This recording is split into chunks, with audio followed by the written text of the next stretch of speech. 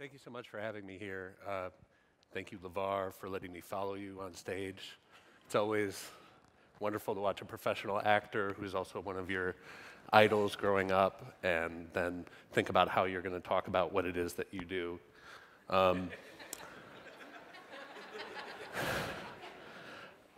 So I am going to talk a little bit about my own sordid history with reading. So before I became a technology journalist, I was a PhD student and then a postdoctoral fellow at the University of Pennsylvania. And I taught a course on, it was called From Scroll to Screen, the History and Theory of Writing. And if you Google me, Google Plus is getting a little bit better at getting some of this older stuff out and tagging photos of me all messed up. With my son or whomever, but for a long time this was what you would find when you would Google me, so I would still get people asking me about this course that I taught at Penn 3 years ago.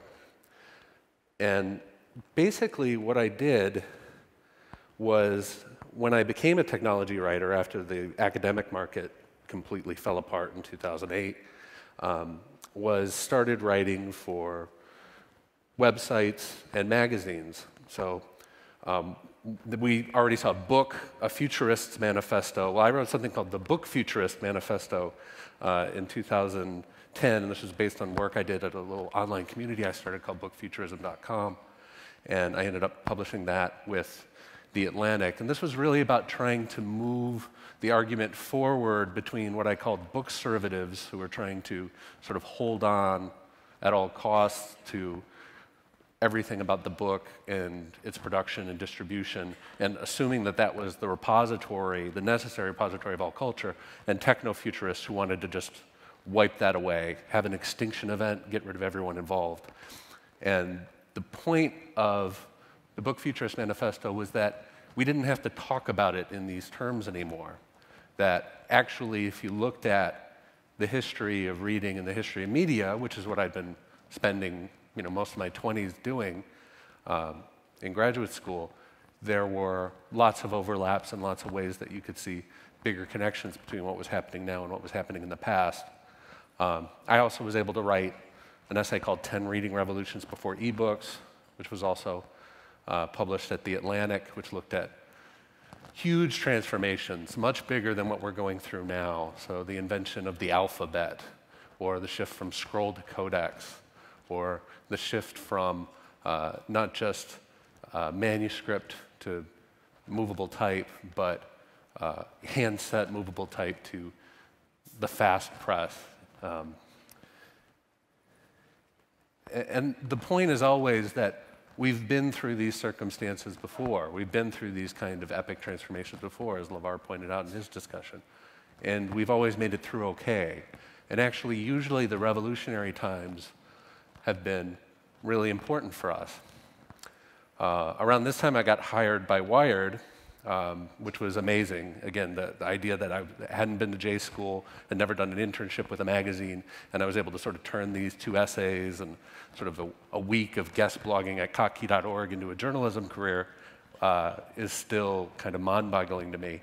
But I wrote another essay called "Ebooks Are Still Waiting for Their Avant-Garde," and this is a photocopy of Mallarmé's poem, Un coup de dé, which is sort of the first great modernist poem that really lays out in space in a way that we would kind of recognize today as being a kind of experimental, a spatially experimental poem.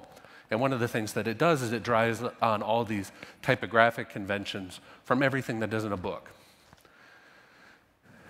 And this is really where my interest lied, and in some ways still lies, in thinking about modernist literature, art, and media. So this period, I call it paper modernism. We tend to talk about the Gutenberg moment, and we tend to talk about sort of the digital transition, but really in between there was this fantastic moment of remarkable change across all kinds of media that was tied to the evolution of these new technologies. So if you think about the invention of cinema, newspapers, the telegraph, typewriters, even something as seemingly mundane as diagramming sentences, sort of a new way to teach grammar that had never been done before. But again, even that spatial organization on the page, if you read poets like Gertrude Stein or William Carlos Williams or anyone who's born in the late 19th century, they talk about diagramming sentences and rearranging those simple sentences into kind of new kinds of graphic formations and how important that was for them as children later when they became these avant-garde writers. Or even advertising. This is one of the things that Mallarmé draws on in his poem. And that's one of the reasons why, even though it's so radical of a graphic position for poetry and for the book, its readers knew how to understand it. It spoke a language that made sense to them. The point was, and this was my argument, is that all of these media revolutions were actually deeply related to one another. So that you can't actually think about one of them without thinking about the context of others. You can't think about transformation in visual, what we would recognize as visual media, cinema and photography, without also thinking about transformations in text. And this is tied to new technical possibilities of production and distribution. Things like the typewriter, offset printing, which allows you to do all sorts of amazing things with images. This comes in around the end of the 19th century. And even something like cheap paper produces a kind of economy of abundance, moving from cloth paper to wood pulp paper, that is absolutely analogous to the situation we're in now, in the sort of economy of abundance we have with digital media. During this period, 1850 to 1950, readers were bombarded with information. You had text and images in the same channel, newspapers, advertising, silent cinema, right? Starts to sound pretty familiar, right? And what this did was, in addition to all the new ways to produce things, is that this created in readers, ordinary readers in this period, new expectations and possibilities for reading. It changed how they expected text to look and how it actually was experienced by them. And these expectations could come from anywhere. They didn't just come from books or, these new, weird, experimental or pornographic stories that they were reading in the 20th century that they had never had a chance to access before. It came from movies. It came from watching the city streets, which were suddenly overloaded with text, with advertising, with newspapers, with leaflets, with bills. And these readers had no reason to distinguish between these different media. There was no sense that any of them were cut off from any of the others, just like now. So this is something that I've sort of taken from my historical research and brought with me, and I think about constantly whenever I'm writing about new technology or the media industry, is how are readers, how are media consumers, how are people experiencing media, and how are they translating their expectations from one media to another? When you look at the 21st century media industry, there's a huge range of potential experiences. And one of the things that's sort of unusual about what I do at Wired is I'm basically the media industry reporter at Wired.com. We don't have someone who covers the publishing industry. We don't have someone who covers Hollywood. We don't have somebody who covers Twitter and Facebook. We get some help with, there's other writers who help a little bit with that. But I kind of have to do everything. One day I might be writing about Amazon. The next day I'm writing about Microsoft's Windows 8. Another day I'm writing about, some shakeup in Yahoo's board. It's really all over the map. And on the one hand, it's a huge challenge, but on the other hand, it really does, I think, allow for a chance to see how these points of convergence really line up with one another. So you can cover these media all together. You can start to look for analogies between things that are happening in digital video and things that are happening in publishing, things that are happening in the way that people are consuming mobile text, and things that are happening in the way that they're consuming text on dedicated e-readers. And you can also cover it in tiny bits. You can zero in on little points of overlap and try to just nail that experience. So an example of how you cover things all together, and one of the reasons why, in a way, you sort of have to cover these things all together. You have to be very fluent in talking about these different kinds of media. So one of the big ones is Amazon, right? Amazon's a giant retailer. They're also a giant producer of media. There probably was a time when you could talk about Amazon in terms of retail and then in terms of books, but Amazon is now a remarkable, giant force in all media industries. And that's what its ambitions are. That's what the Kindle Fire is about. It's going to be a portal through which you consume media, and by consuming media, it becomes a device that you use to purchase everything that Amazon sells. Okay. Apple's another example of this. You can't cover Apple from a media standpoint and just think about it in terms of gadgets or in terms of music or in terms of software applications. Because every once in a while, Apple will show up in New York and say, we're going to revolutionize the textbook industry. And then you need a reporter who actually knows something about the textbook industry and knows something about publishing. Otherwise, you get a lot of really bad, naive stuff, which I think we've seen.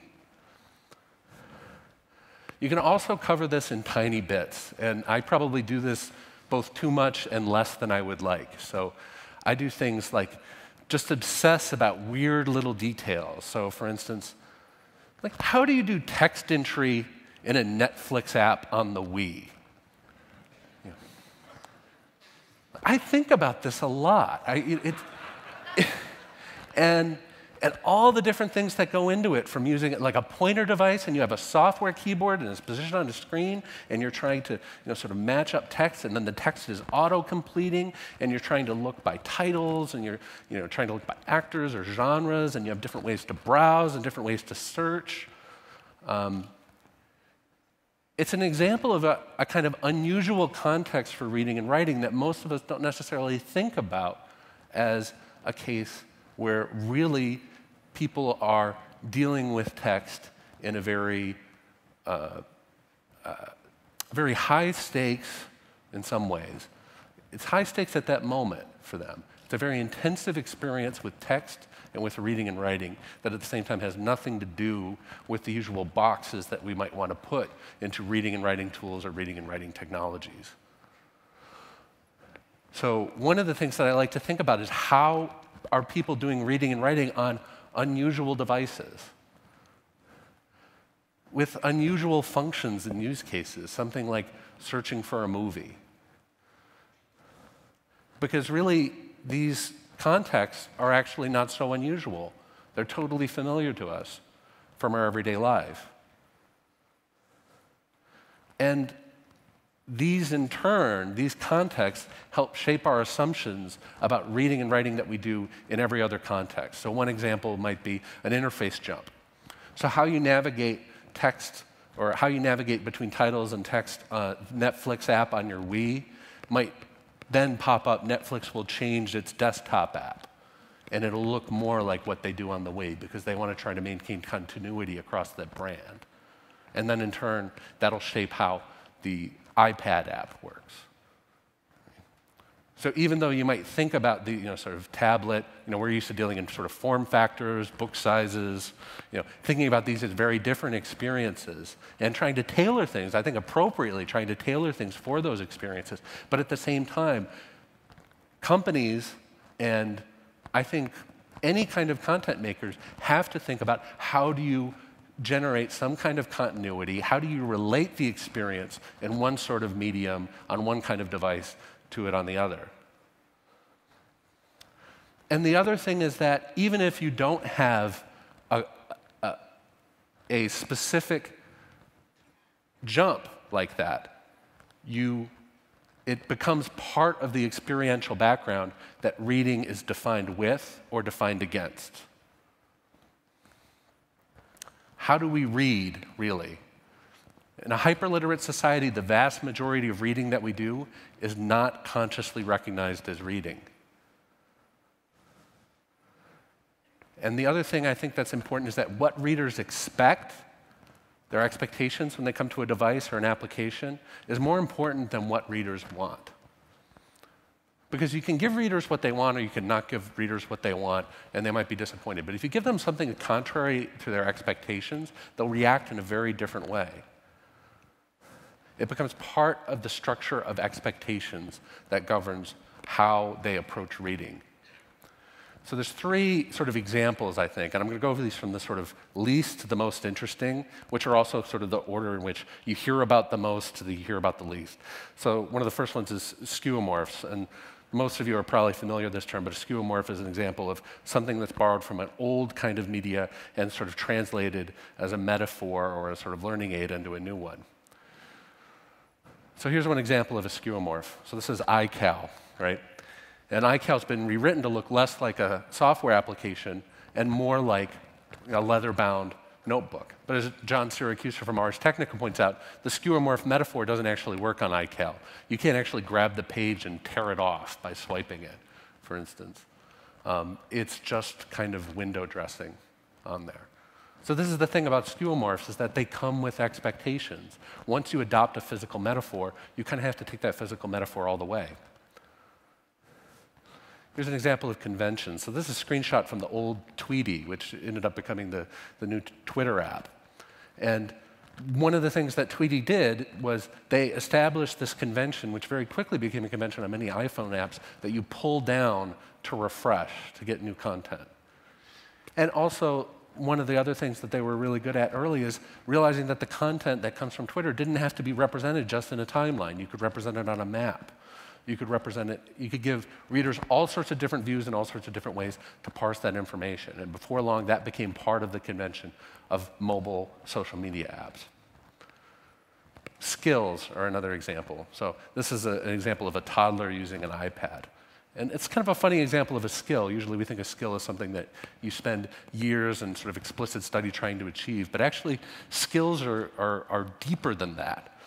Clay Shirky had a great post, this maybe 4 or 5 years ago, where he described a friend of his daughter running around behind a television set to look for the mouse. And because, you know, obviously screens come with mice. And he came up with this formula: a screen without a mouse, ship's broken. And, you know, if you have Steve Jobs, you know, if you see a stylus, they blew it. I mean, one of the things, this has sort of become, if you see a mouse, they blew it. But actually, this isn't true, okay? One thing you have to remember is that, this is something Bill Buxton at Microsoft says, every tool is the best at something and the worst at something else. And skills are expensive. It's important that we have respect for them. Skills go deeper than skeuomorphs or conventions. They have a stronger relationship to the body. They're more generalizable. And they're also the most poorly utilized in interface design. The example of a skill is something like how to button a button. Right? This is something deep that you know. It's something that's hard to explain. Manuscript, for example, pen and ink. I think it's a tragedy that we have not been able to figure out a good interface for pen and ink on reading devices. This is a skill that goes back thousands of years. Even your pants pocket is a multi-touch interface. If you're rooting around for your keys or your phone, you have this intuitive nature of how to use it.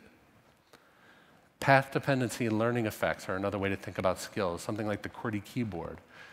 This is an example where you have switching costs. Another keyboard layout might be more efficient than QWERTY, but because we've learned how to do it, we've coordinated around a common standard, and because people get better at the things that they practice, it makes no sense to switch to QWERTY even once we're in a software interface.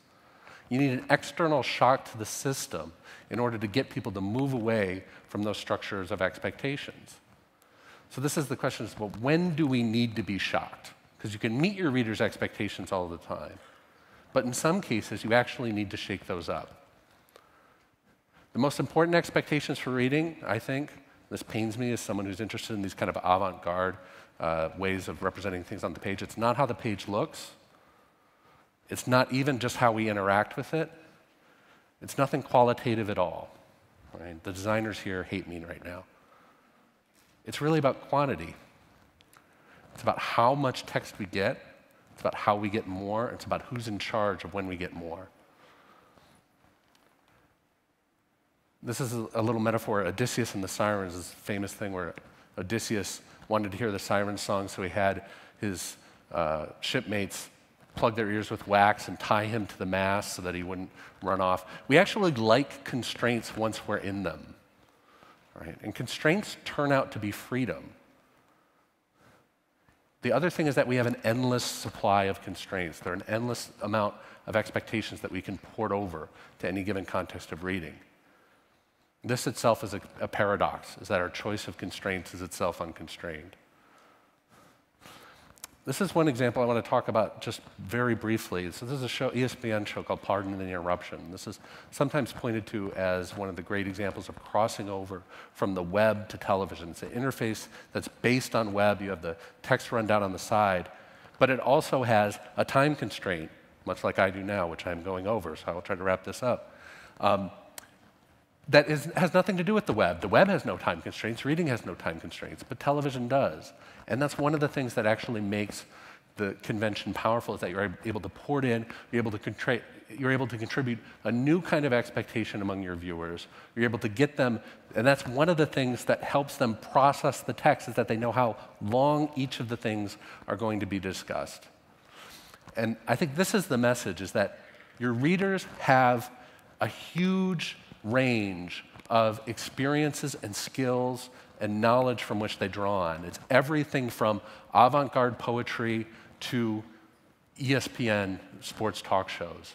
And all of these are possible for you to draw on and experiment with in creating digital publishing. Thank you very much.